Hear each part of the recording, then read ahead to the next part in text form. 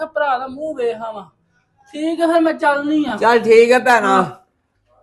वे भरावा वे सीमू वे उतरिया किथे टुर गए हो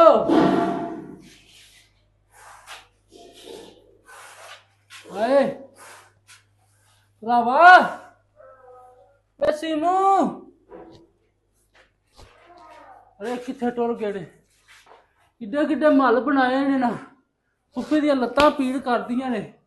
टुट मोया सीमू किथे टुर गया मैनू भी वेख लवो फुफी आज भाई बड़ी तपी आई है किधरों हाँ हाँ ये ते आया उतरा फुफी की गल ही आज बड़ी तपी आई है मैं उतरा किथे है फुफी क्यों मार रही है मैं ते खप चली आवाजा मार मार के किथे गुम हो गए सो फुफी की गल ही बह पानी शानी पी मैं खलो पानी लैके आवां मेरा रोया उतरिया प्यो किथे वे ओ कोठे ते होना है ਉਹ ਸੱਦ ਕੇ ਲਿਆ ਮੈਨੂੰ ਈਦ ਕੱਲੀ ਜੇ 14 ਰੋਜ਼ੇ ਅੱਜ ਹੋ ਗਏ ਨੇ ਨਾ ਤੁਸੀਂ ਪਿਛਲੀ ਕੱਲੀ ਏ 3 ਕਿੱਲੇ ਪੈਲੀ ਮੇਰੀ ਹੜਪੀ ਆਉਂਦੇ ਹੋ ਉਹਨੂੰ ਪਿਓ ਲਿਆ फुफी लियाउना ਵੇਖੋ ਮੰਜੀ ਨਹੀਂ ਜੱਡਾਈ ਇੱਥੇ ਉਤਰਿਓ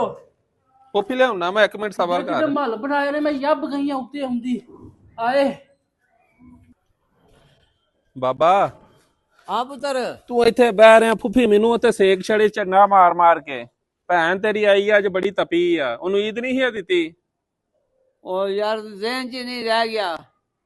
ओनू ईद दे सू देने ईद ओनू जा हाँ दे या ईद ओनू मैं नहीं जाना मैनू तो अगे बड़ियां पईयां नी अल और तू आप ही जा दे या और मेरे नाल लड़े दी फिर नहीं मैं नहीं गल्लां जाना ओ करेगी। भाई मेरी तो अगे पीड़ हुंदी है भई जा तू आप ही दे के आ ਉਹ 3 ਕਿੱਲੇ ਵੀ ਸੁਣਾਉਂਦੀ ਆਂਦੀ ਜੇ ਨਹੀਂ ਦੇਣੀ ਫਿਰ ਮੇਰੇ 3 ਕਿੱਲੇ ਵਾਪਸ ਕਰ ਦਿਓ अच्छा ਜਾਗਾ ਉਹ चल ਮਗਰ आठ और हाँ ਮੈਂ ਨਹੀਂ ਜਾਣਾ ਜਾ ਤੂੰ आठ ਕੱਲਾ और तेन कोई नहीं आंदी ਉਹ ਜਾ ਤੂੰ ਹਾਏ ਕਿੱਥੋਂ ਬੁਲਾਣ ਟੁਰ ਗਿਆ ਹਾਏ सलाम वालेकुम भैना ਵਾਹ ਕੀ ਹਾਲ ਏ? ਆ ਗਿਆ आला फाड़ ईद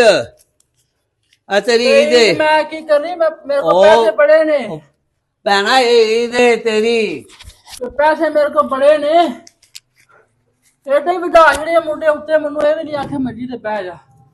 ओ खैर सला गल सुन मेरी काम शाम बड़े होंगे ने ते इस वजह को ऐसी ना पढ़ नहीं ਪੈਸੇ ਮੈਂ सके ਕੀ ਕਰਨਾ ਸੀ ਪੈਸੇ ਮੇਰੇ ਕੋਲ ਬੜੇ ਨੇ ਤੈਨੂੰ ਪਤਾ ਮੈਂ ਖਾਂਦੀ ਪੀਂਦੀ ਮੈਂ ਤਾਂ ਆਖੇ ਭਰਾ ਦਾ ਮੂੰਹ ਵੇਖਾਂ ਵਾ ਠੀਕ ਹੈ ਫਿਰ ਮੈਂ ਚੱਲਨੀ ਆ चल ठीक है भैना चल जा ਠੀਕ ਹੈ मैंने काम लगा वा करे टुर गई है जान छुट्टी बड़े पैसे सुनाते थे फड़ के जेब च भी पा ले सो जान छुट्टी टुर गई है